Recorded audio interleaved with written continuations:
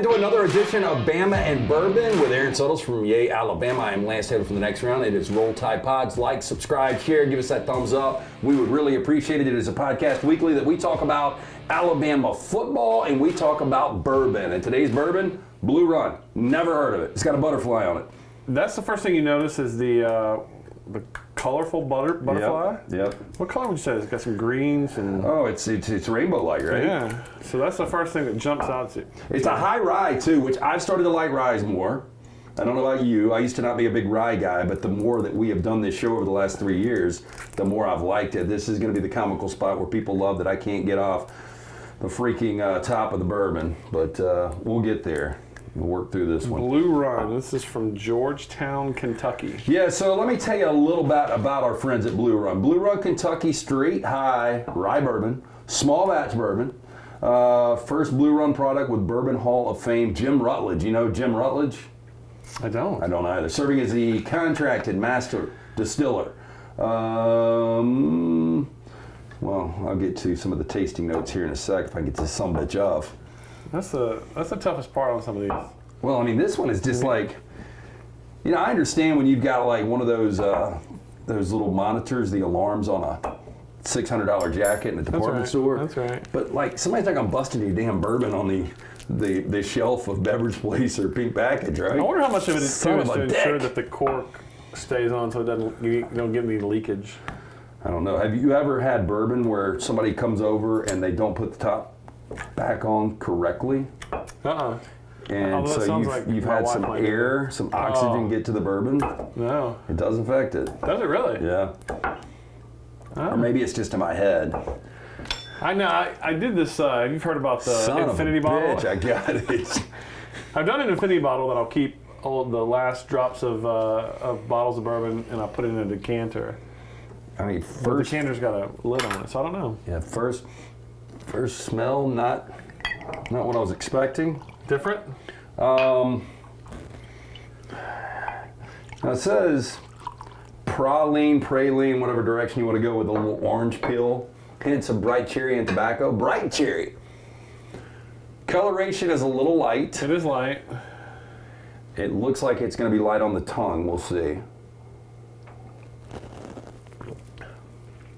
It's got a lot of flavor. Kind of spread all over. White pepper. White pepper? That's what they say. I got a pepper. I've never had white pepper. I don't even know what. I've never heard of white pepper. It is expanding now. So this has got a little pop. What are we looking like? Proof-wise? Where are we on the proofage? 111. That's where I'm getting the expansion. There you go. That'll do it. That makes sense. So there you go. Blue Run. Blue Nun used to be a really bad wine that my mom and our neighbor used to drink. Bottles of Blue Nun. Old reference there. Blue Nun, not a good wine. Blue Run. I haven't decided yet. I didn't love the aroma, but the taste. It's better than I looked at I judged it. Well, I looked at the butterfly and I'm like, oh boy, what are we in for? The tastes better than the. But you the agree, butterfly. some people try too hard on the packaging. 100%. Yeah. I actually judge you on your packaging. When I go in a store, if I'm making a decision on what I'm going to buy, and you got some gimmick, I'm like, you're trying to hide something. If you're too gimmicky, you're trying to hide something. Yeah, like and there might be some symbolism when it comes to the butterfly, and I'm going to try to find that because there's got to be. But without the butterfly, it's not a bad bottle. Not bad. The shape of it's pretty cool. It's unique. Yeah. And it's good weight. Yeah. You could kill a man with this bottle. This is a weapon.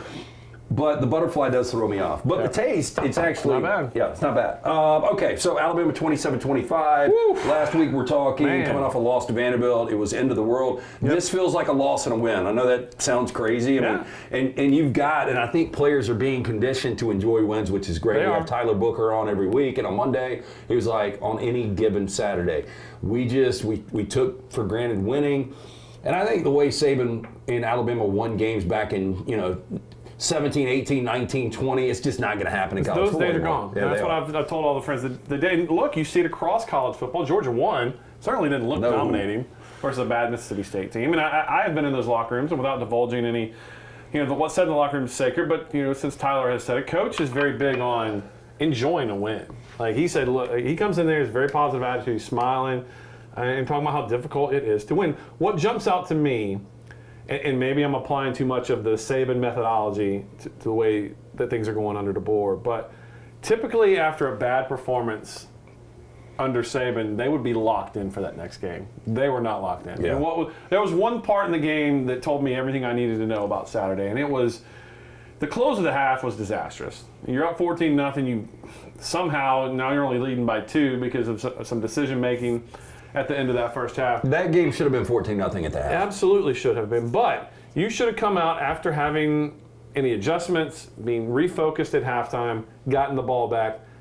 They keep the ball for 8 minutes and 40 seconds and drive it down your throat to take the lead. Yeah. On the road. Yeah, that's got to be a 3 and out. So they had a 16-play drive. You've had Wisconsin have a 17-play drive. Vanderbilt had a 17-play drive. That's something it's that a theme. You saw one time or 0 times over a decade of Nick Saban. I forgot exactly what it was. David Hale from ESPN actually put that out. And I don't know where you were, your vantage point in the stadium. Well, sideline. Okay, well, just sitting back on the couch, and I tweeted this out. Like, Alabama walk into the tunnel, it was bad body language.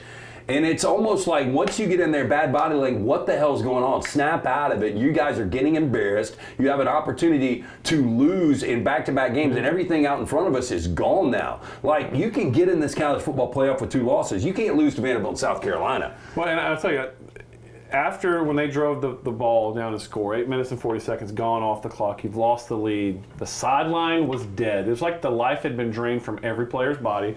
The life in that stadium was gone, and it's tough at that time of day to have a great home field advantage for whatever reason. It was a sleepy 11 a.m. kick. You just get into the stadium, and then your team's not playing real well. But when you're down, you would think that's when you have your biggest home crowd advantage. When the players really need you, the fans weren't into it, the players weren't into it. It was bad, and the body language was, as you mentioned, was horrible on that side. I know you're a DeBoer fan. I'm obviously a big DeBoer guy. He does nothing but win. I know it's hard to say based on the last 2 weeks. My fear for DeBoer is based on his demeanor. It's even kill. If he won a national championship, he would act exactly like he acted Saturday, more than likely. He wins a tight game against South Carolina when they're a 3-touchdown favorite. He acts the way he acts. And nothing's going to change that. And I think Alabama fans, like I even said it, I tweeted this out, just say right now, we suck. Like, South Carolina, no disrespect to them, but we're not playing the way we need to play. And if we don't get it together, moving forward, there's going to be more losses, and we're not going to be able to accomplish what our overall goal is. I think Alabama fans would like to hear some kind of criticism on this. That's not who he is. I know. He's a positive guy. And look, we knew whoever was going to follow Nick Saban, you were going to get criticized when things didn't go well. That was just part of it, and we've had T-shirt gate that he's had to endure, and now he smiles too much. And by the way, even if Alabama was undefeated, if they would have beat Vanderbilt on a last-second field goal, I still think we're talking about this. And I knew the moment that music was at practice. Anytime the first sign of adversity, that's going to be thrown in your face. So there's a lot of that. I don't want this to be, and I wrote this Saturday, I don't want this to be what's wrong with Alabama football. Because I think, as we talked about before, I think a large part of this is just there's an epidemic in college football. The talent's being spread around. There are fewer teams at the very, very top that look dominant. But this is what concerns me with Alabama. You mentioned all those long play drives that they've given up on defense. They haven't played a top 50 offense yet. Well, they're not going to this weekend. They have not played a top 50 offense, and they are getting drug around the field. That's concerning. Okay, but I would ask you this, because moving forward, and I was talking to an Alabama fan over the weekend, and they're like, I think every game outside of Mercer is losable. And I'm like, I never would have said that, but I can't disagree. But at the same time, I actually think if Alabama gets past Tennessee, which I think they will, Tennessee's really struggling as well. I think Alabama goes 11-1 in the regular season, and I think there's a great chance they're back in Atlanta. I don't know. I think it's up to the players. Everyone wants to point to the coaches. But back to your top 50 offenses. When you look at the schedule upcoming, like who scares you? Missouri doesn't scare you at home, right? I wouldn't have said that before, but now you've lost to Vandy, and you should have lost to South Carolina. South Carolina blew that game. If you looked at it, did. Hey, they led every stat category, every major stat, more first downs, more total yards, more rushing yards, more passing yards. They panicked on the final possession. Yeah. Like if Sellers goes underneath, you're playing for a field goal. Yeah. Just like Georgia panicked when they didn't have to throw that long pass. Yeah. But yeah, they were moving it. And Alabama was up against the ropes. I go back to the 2-point conversion, and that was rushed. And look, I give Alabama credit defensively. Yeah. They were in Sellers' face. But if he just takes a half second to process a little bit more and just lays it out there, game goes to overtime.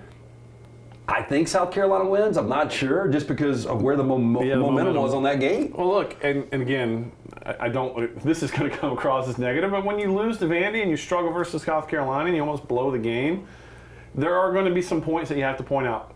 Why were there 3 tight ends and a defensive lineman on the hands team on an onside kickoff?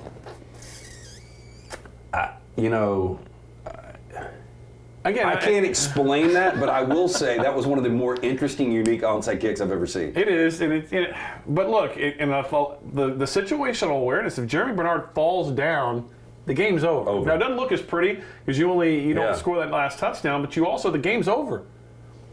So. And that comes back to the discipline. And even on the final play, Damani Jackson, he has the pick, the bag's thrown out. So I think that might have confused him. If he goes down... You leave it up to the refs then. Yeah. Was it a momentum call or not? Yeah, in worst case, you're getting the ball on the 2 or 3, which could have been a problem, but I still think the game's over. And so I think people do look at Bernard going in and scoring, Damani taking it out 40 yards, and those under Saban, I think most people believe Bernard actually falls down or goes out of bounds, and Damani stays in the end zone. And these are just little things that get picked over when you start struggling against teams like South Carolina. But look, and I want to point it out, this is not a referendum on Kalen DeBoer, because everyone wants to romanticize Nick Saban. Look, the guy won 7 national championships, more SEC titles than any of his peers. I remember them looking horrible versus South Florida last year, looking almost like they're going to blow it at Arkansas, Texas A&M, Auburn. Like, there were some duds last year from Nick Saban. So, yes, it's easy to point out what's different than the new guy, right? But Nick Saban had a much better team than Saban. I mean, that Auburn game last year, it still defies logic on what happened. That was a Nick Saban coach team. So a lot of this is just college football and where we are with the athletes. They are entitled a little bit because of NIL, because of their freedom of movement with transferring. And that's just where we are in college football, and it's not just a Kalen DeBoer problem. We saw it last year with Nick Saban. Bama and Bourbon always brought to you by our friends, mybookie.ag. Use that code NEXTROUND, double your initial deposit. That's right, MyBookie will double your initial deposit when you use the code NEXTROUND. Middle of football season. Start winning right now at mybookie.ag. Use that code NEXTROUND. Always brought to you by Beverage Place Pink Package. We'll give you more information on those guys. I'm starting to like the Blue Run. It's coming on. Bad. Well, I talk about they describe it as white pepper, and rye's got a little spice to it. But the spice is... I'm with you. It's good. I like it. When I was, a novice in bourbon, I didn't love the rye. It's grown on me a lot. Well, and maybe you're like me. Like, the older I get, like, I started going neat about a decade ago, but I still will throw in, and I'll do some water sometimes. I'll do it on the rocks. I do it on rocks sometimes. I'll throw our great spots of Coke. But I'm doing more neat. But more neat, and I think there is something, that extra pop that rye gives you. Absolutely. So I kind of like this Blue Run. Again, the bottle's unique. I've never seen it before. You can apparently get it at the Beverage Place and Pink Package, both off of Highway 280. Again, we'll give you more information on JJ Chan, all the fine folks there. So Blue Run Spirits founded by 5 people with one shared passion, great whiskey. Where did the name come from? Georgetown, Kentucky's Royal Spring, what co-founder Jesse McKnight called the Blue Run as a kid, home to the birthplace of bourbon back in 1789. So there's a little background on Blue Run. The bottle is, I bet a chick would like it, right? If you took the butterfly off, I'd dig this bottle. I've seen this tattoo on a body. I've never seen it on a bottle of bourbon. But I've seen it on a body. Seen a lot of tramp stamps, right? Yeah, I think the butterfly was a big play there. Hey, before we move forward, the collective, Yea Alabama, it's getting more important. It's getting to the point now, you can't just pay these guys, you got to get it right. So you've got guys that are evaluating 24/7, especially when you look at a program like Alabama, so every dollar does count. But this is, it's a necessity. It's a necessity. It is, and a lot of people don't like it, and I completely understand because it's changed the sport that you love, or at least had a hand in changing it. I'll say this: the way that we've done it at Yea Alabama is, Nick Saban's very fond of saying this, like NIL, the way it was intended. Well, we're trying to avoid pay for play. I think we all understand that it's become that. But for the Alabama, for the subscription, you're paying a subscription for the content which the players actually participate in. So those are legitimate NIL opportunities. And so that's the way we're trying to do it. If you've been keeping up with the court system and the House settlement, that's changing everything. But the way that we're set up is for the longevity and the health of Alabama. And I get that you don't love where college sports are in terms of how it's the volatility of the collegiate marketplace right now, but it doesn't appear to be going away. And for us to be in a position to keep players like Ryan Williams and all the great players that want to come, because signing day is only, a month or so away, a month and a half away. Yeah. And so as you start looking forward to 2025, you got people calling us and so outraged after the game, they're like, cancel my subscription. And I get it. That's the way that you can voice your frustration, but all you're doing is really weakening Alabama's position for 2025 and 2026. And so we certainly appreciate our members and the people that are sticking with us despite the football I'll teams up and down. I got people who were on my ass on the X this weekend about, and then it became my picks. That's another story for another day. But they were like, I cannot believe you endorsed this guy, Kayla DeBoer. Kayla DeBoer wins. You're not going to like right now where this is in year one because Alabama's struggling with some of these teams you've never seen them struggle in the past, and because he is so even kill. And I think sometimes even kill makes you seem, and I said this on the show yesterday on the next round, maybe a little overwhelmed, especially when you come from Washington, Alabama. I still think the guy can coach. Well, who would you take over him? Let's have a conversation. I would. Kirby Smart lost to him. Yeah, I wouldn't. I think Kirby Smart lost to Caleb. I think he is, and people are going to laugh their asses off. I think he's still the second best coach right now in college football. Kalen DeBoer has beaten Kirby Smart. He's beaten Dan Lanning, who coached his ass off, by the way. Oh, yeah. He's beaten Dan Lanning twice. Yep.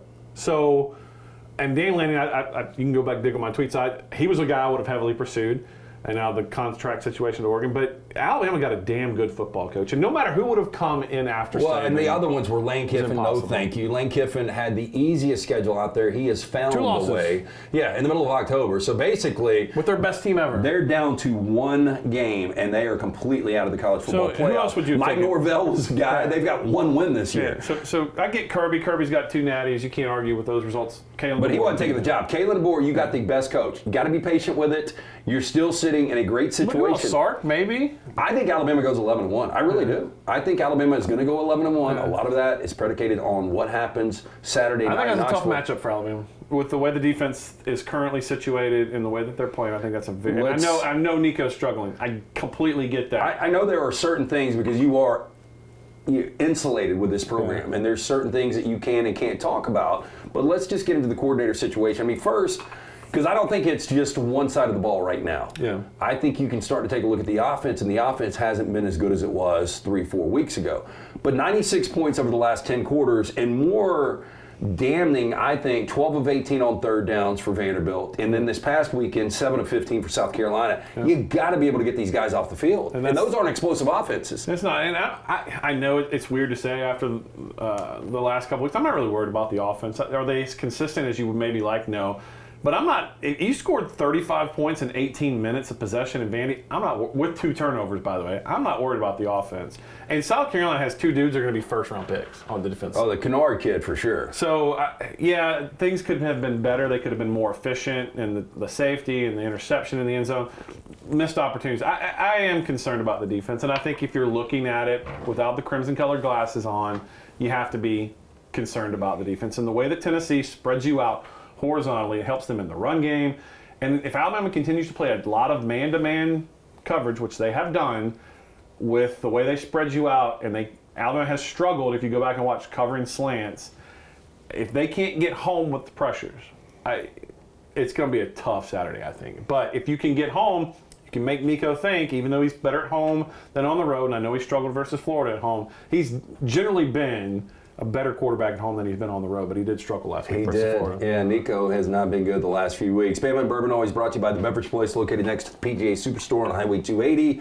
Pink Package, located across from the Target next to Arby's on Highway 280. One-stop shops, liquor, beer, seltzers, wine, sodas, mixers, cigars, icing, fresh lemons and limes. They open early, they close late. Get in, see JJ Chan. They are the ones that have brought us our Blue Run, which we're starting to kind of dig a little bit. I don't mind this. Yeah, I don't either. I'll tell you, I was at the last night I had an event I had to go to, and our host had brought out 4 different kinds of Weller and Blanton's. And so I was sampling all of it. There was one Weller that was stout.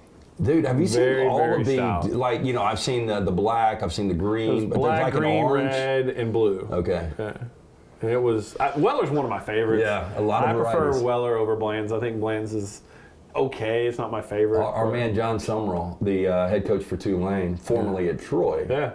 He was on with us last week, and he's a big Weller guy, too. There we go. But anyway, Blue Root Run. That's pretty good. If you're looking just for a different variety, I don't know what the price point on this thing is, but check it out, Beverage Place, pink package.